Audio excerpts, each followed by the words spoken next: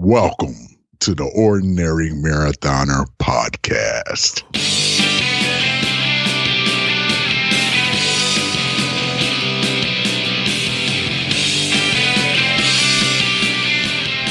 Good morning and welcome to the Ordinary Daily version of the Ordinary Marathoner Podcast. My name is Scott. I'll be your host today. It is May 2nd today, which is probably very insignificant to most of you guys out there. But for us in this house, today is actually Samantha's birthday. Today she turns 10. So a big landmark here for her. Turning 10 was always like a big deal, right? I don't know. I remember my sister when she turned 10, we were little, and they woke her up on her birthday, and the first thing she rolled over, she said, double digits. So it's kind of a very exciting day. Here it's a little less exciting today, because Samantha got in trouble late last night. It was like 10:30 at night, and I was going to bed, and I looked in her room, and the lights were on, and I'm like, it's a little bright in there for her. Usually she actually does sleep with the light on, but it's usually dimmed way low. And I went in there, and she was pretending to sleep. She had the covers way up to her neck, which she never has, which I know means something. So I kind of made it seem like I walked away, even though I was right there. When she opened her eyes, I was like, what's going on? And she had the iPad underneath the blanket.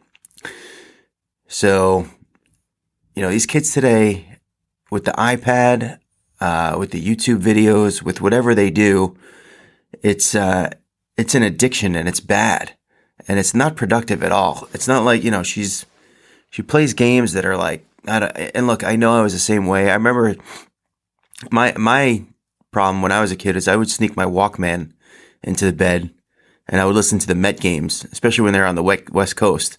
That was sort of like I never got caught doing that, believe it or not. Never got caught, but that's what I would do.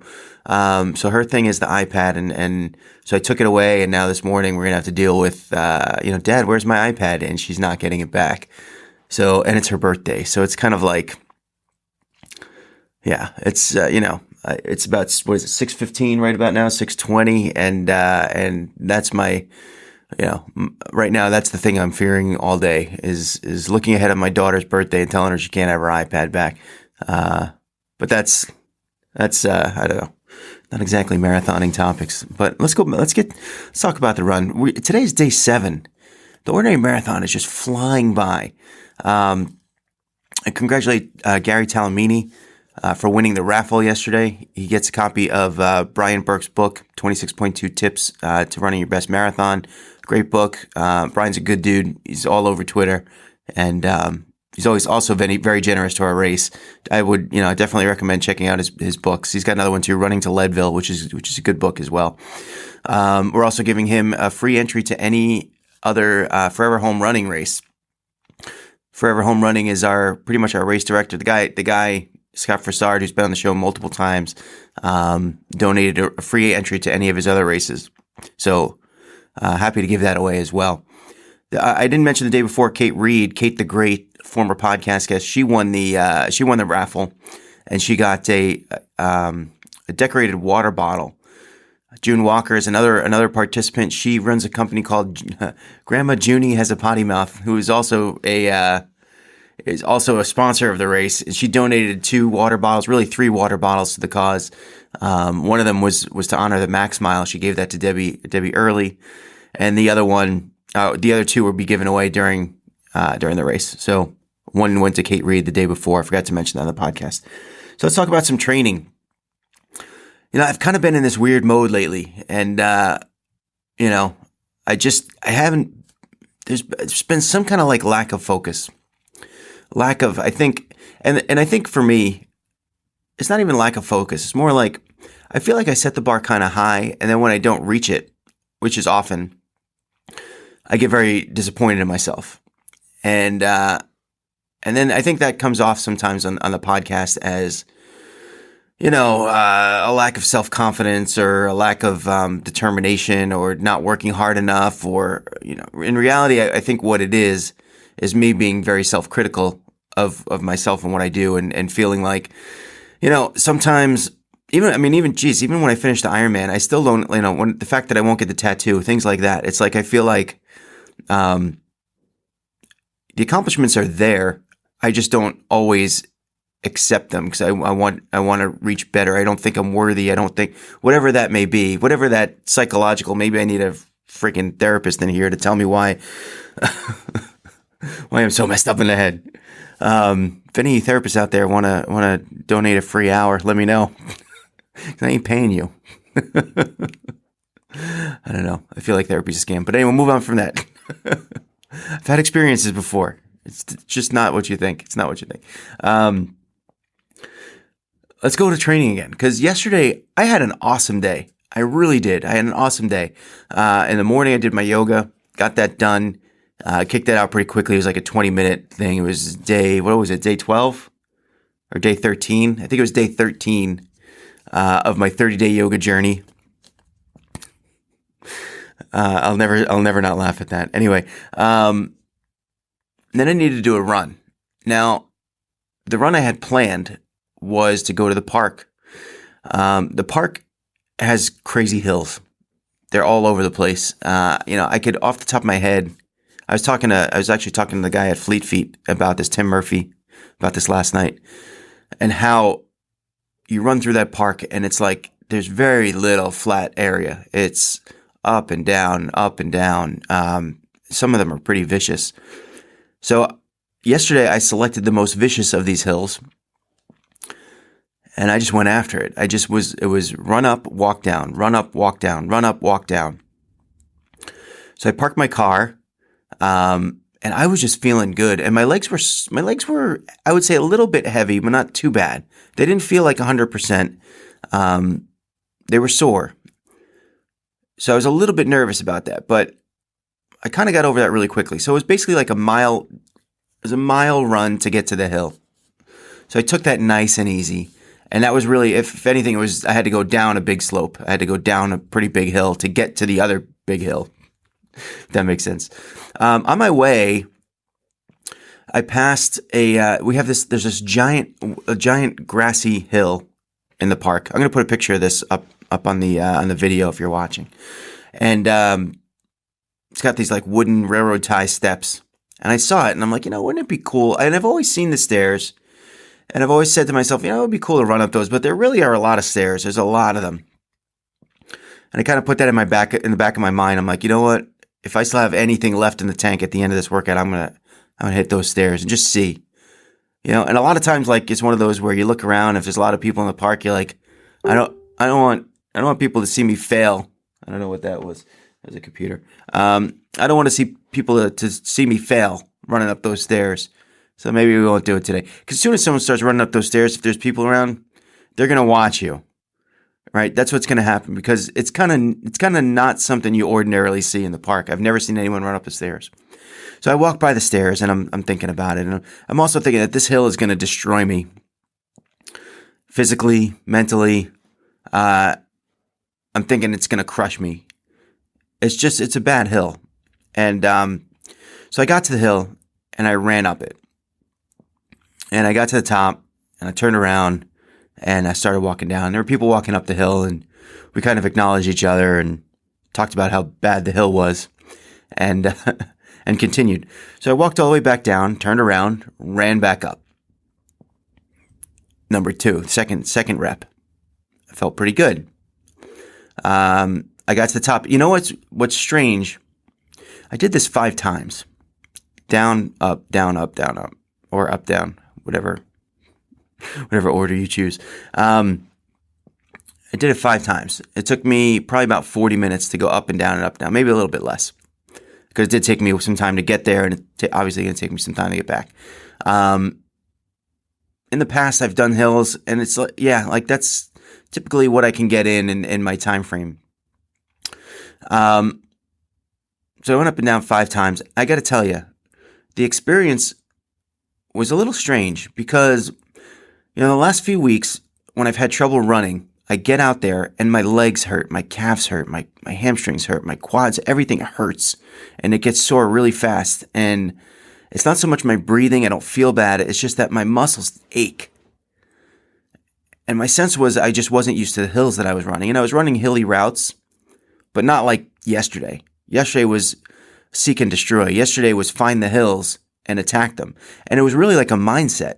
I mean, I went into that park with the mindset of, I'm going to run these hills for an hour and I'm going to give them hell.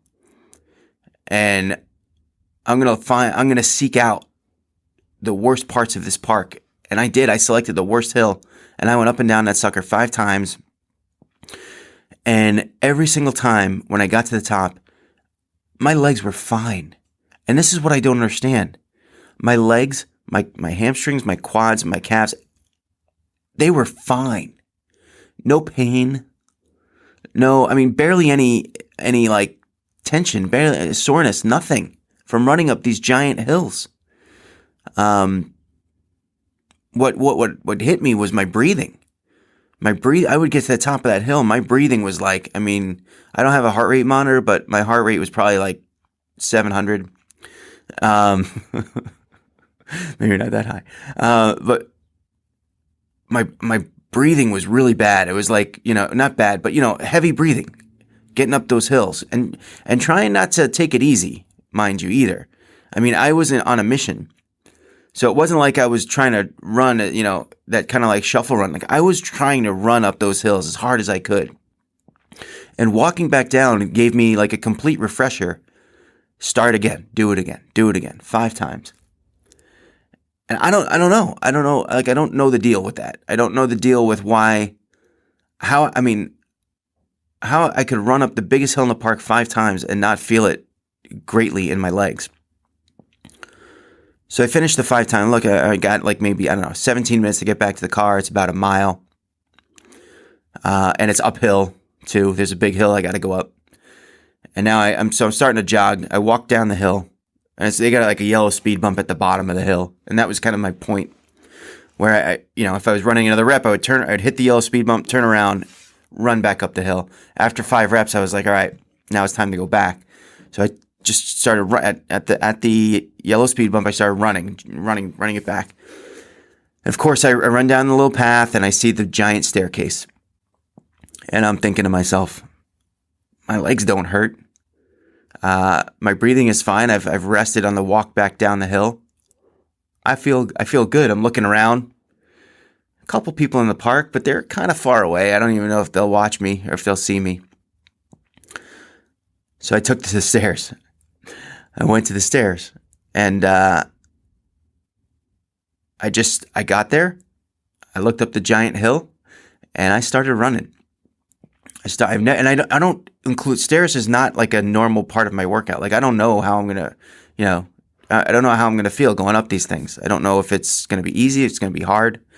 I tell you, I was halfway through, and a hawk dropped out of the sky, picked me up. Now he swooped right like maybe 10 feet in front of my face and like landed in the grass on the side. I don't know if he caught a mouse or something, but. Maybe I was running up the stairs and something, maybe I startled something in the grass and the hawk saw it.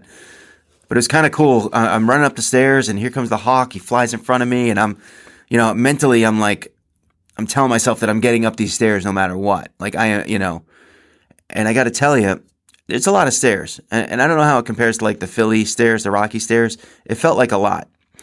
It looks very daunting from the base when you look up. It looks like no one could, I don't, and the fact that I don't run stairs makes it kind of like, it just makes it look impressive. Like if someone was to do that, I'd be like, wow, they finished. And I did it. I got all the way up to the top. The hawk swooped by. I felt good. I got all the way up to the top. And I actually thought it wasn't that hard at all. And, I turned back around. I walked down the hill. I was like, wow, like that wasn't so bad. Got back down to the base of the hill and ran the rest of the way up. Now, even on the way home, there's one sort of like big hill that's long and gradual. And it's long maybe like, I don't know, between a quarter mile and a half mile long. But it's pretty steep. I actually used to run this hill when I used to do hill workouts because I was intimidated by the hill that I ran yesterday. So the thing is, you can either you can run up the gradual hill, or you can kind of make a right and do like a little added loop, maybe an extra quarter mile that has an additional hill. So up, down, and then back up towards my car at an even steeper point. So instead of that long gradual hill, it's a very steep short hill, so it's a more difficult route than if I would have just went back to the car. And I looked at my watch and I had maybe 10 minutes to get back to the car, and I thought, I'm going to do that too. I'm not going to hold back here. My legs feel good. Like I need these hills. I need these hills for Placid. I need these hills for me mentally, and the place that I've been in where I haven't had that. Here's the workout, get that thing done mentality, and I kind of like was channeling, and I can't think of the guy's name, but we've mentioned him on the podcast, the Navy SEAL guy. I can't believe I can't remember his name because I remembered it all throughout the park. Hold on. I'm not going to remember it. It's just not enough coffee yet this morning. It's still too early. I can't believe I can't remember the guy's name. Anyway, so yeah, I just was seeking out the hardest route and just attacking it mentally. Just I don't know, just good frame of mind, and I don't know. I felt really good about the whole thing. Did a couple additional hills, got up that really steep part, got back to the car. I mean, look, it was a little bit over an hour. It took me. I ran a total of 5 miles, about 520 feet of hills, which is pretty significant for a run. The pace is obviously over like 12 minutes, slightly over 12 minutes per mile, which on an average pace for me is slow. But I mean, all I was doing was running up giant hills and then turning around and walking down. So pace, I dismissed that completely. It has absolutely nothing to do with pace. Pace was not the goal. It was up and down those hills, and geez, it felt good.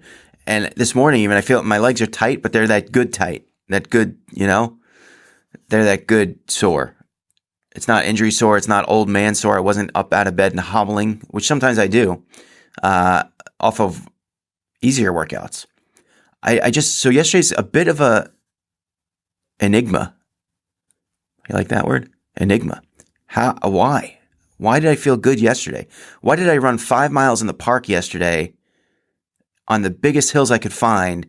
And Monday, when I tried to do a long run, I did 4 miles and my legs cramped up. I felt awful and just called it quits and went home early. I don't get it. So my ordinary marathon now is at 12 and a half miles. I feel good about that. I want to thank you guys for your support on social media. When I posted the run, it's cool. It's cool to see. It's just, I like that. I like, on days I feel accomplished, you guys are there to support me. On days that I feel less accomplished, you guys are still there to support me. So I think that's sort of like the beauty of social media, is when it comes to a sport like this, 99% of the people are supportive and they help you out. And yeah, it's like one of those things like, oh, how many likes did you get? Oh, you feel a little bit better. Yeah, you could feel better about yourself if you get a bunch of likes on your picture. There's nothing wrong with that. Especially in this sport where it's all, it's all mental. It's all support. It's all about how you feel and for watching, and people understanding what you're going through, right? And the challenges that you're facing and that you're accepting and trying to overcome and you're battling. And everyone can kind of appreciate that. And I think that's one of the great things about how this sport kind of really works in hand with social media. I almost think that social media was meant for running and nothing else, because everything else sucks. That's just the way I feel.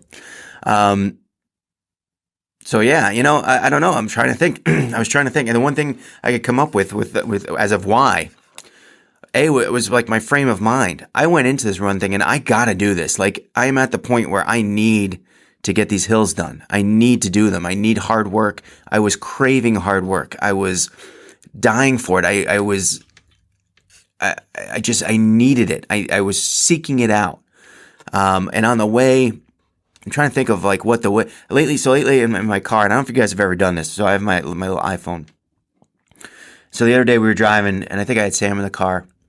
And I try to expose her to different music because there's a lot of music that she's never heard. And she's really good with it. Because I remember when my dad tried to like introduce me to the Beach Boys and stuff, like I just wasn't having it. My mom exposed me to nothing but country music growing up. And then when I got to fourth grade and my friends were all listening to Van Halen and Quiet Riot and Def Leppard, I had no idea who they were. And I kind of mentally took that out on my mother for not exposing me to different things. So I try to be the parent who, hey, I don't want someone to come up to my daughter and say, hey, you don't listen to this or you don't know what this is. We've had Bob Marley week. We've done Led Zeppelin week. There's been other ones. But it's kind of good just to expose her to it so she knows what it is. So the other day we were driving and there was, for some reason, a song came on. It was Phil Collins. And I was like, oh, Phil Collins is really good. Like, he's got a lot of great songs. So I have like a whole Phil Collins, I think I downloaded the whole best, greatest hits or whatever it was, compilation album. And I put it on loop on my phone. And now what happens is I get in the car and the Bluetooth kicks in and it plays the last thing that I've been listening to. And literally for the last 2 or 3 weeks, I get in the car, I turn it on. Now, most of the rides that I take are like just a mile to Dunkin' and back. You barely even get through a song. Sometimes I drive to Dunkin' and back, and when I turn the car off, the song just repeats. It starts all over. So I just wind up hearing the same song for a couple days, unless I go on a longer drive. So I've been listening to Phil Collins for the last 2 or 3 weeks, ad nauseum, all over and over and over. Now, Phil Collins is great, and I love his music, and I could sit there in the car and listen to that stuff for a 10-hour drive and be absolutely fine. I don't know if it psychs you up very much for a run. And I kind of realized that on my drive over, and I have a whole bunch of playlists from all my Ironman training from the last couple of years. So what happens is typically when I'm in early season of training, I don't want to get sick of my good songs, so I kind of saturate like giant playlists and put them on shuffle. And then as I get closer and closer, I kind of make new playlists that are just less songs. So just my bread and butter songs, my psych up songs, the ones that help me through the workouts. And I haven't focused a lot on music during this training cycle for whatever reason. So I decided to hit like one of those and play some harder music. And I think it helps. It puts you it helps put you in that frame of mind. Phil Collins, is great music, but it doesn't get me geared up to attack hills as much as other things. So I don't know if it helped. I don't know if it helped kind of put me in that frame of mind. Maybe it did, maybe not, maybe it didn't. I just was trying to think of reasons why I felt so good yesterday and why I was able to kind of be a little bit more aggressive than normal, and that came up. So good training day for me yesterday, guys. Good training day, and hopefully I'm gonna keep that up and keep it up into the next few days, into the next few weeks. I got 87 more days till Ironman Lake Placid. Right now, I gotta get my kid up for her birthday and tell her she can't have her iPad. I'm really looking forward to that. Today's training, day 7 of the Ordinary Marathon.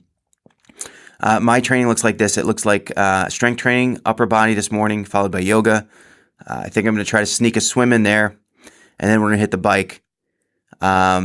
Probably do a brick workout to get a mile or two in for the Ordinary Marathon. I don't know if I can get all that in because it is my daughter's birthday. We're supposed to take her out to dinner tonight. So I don't know how I'm going to squeeze all that in. That's the plan.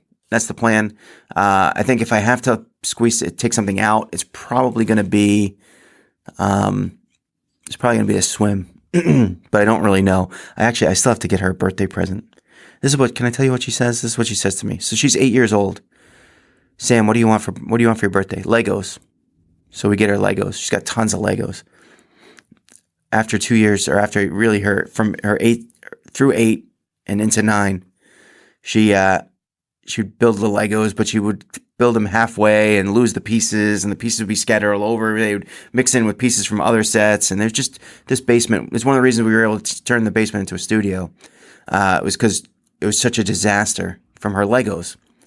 So we got all the Legos together, and she agreed that, they were out of control, and she kept a couple of them, and then we donated, so when she was 9, we donated the rest of her Legos. So in 8, she asked for Legos. 9, we donated all the Legos. Last night, I'm like, Sam, what do you really want for your birthday? She goes, Legos. You can't win.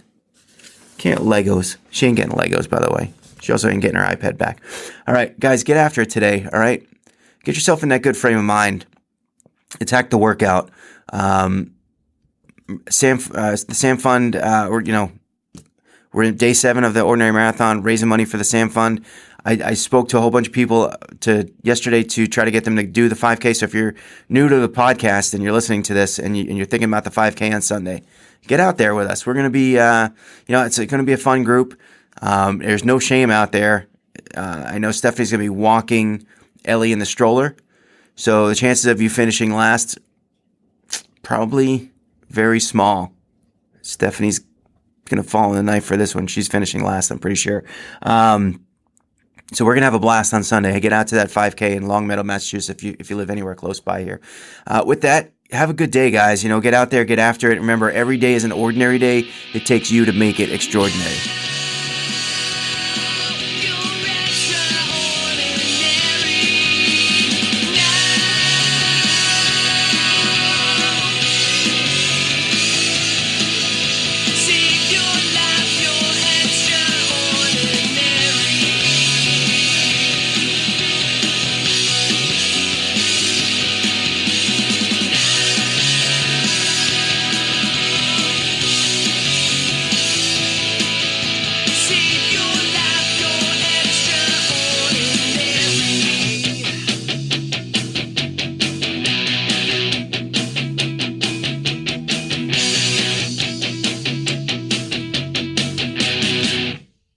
Remember to like our video and subscribe to our channel.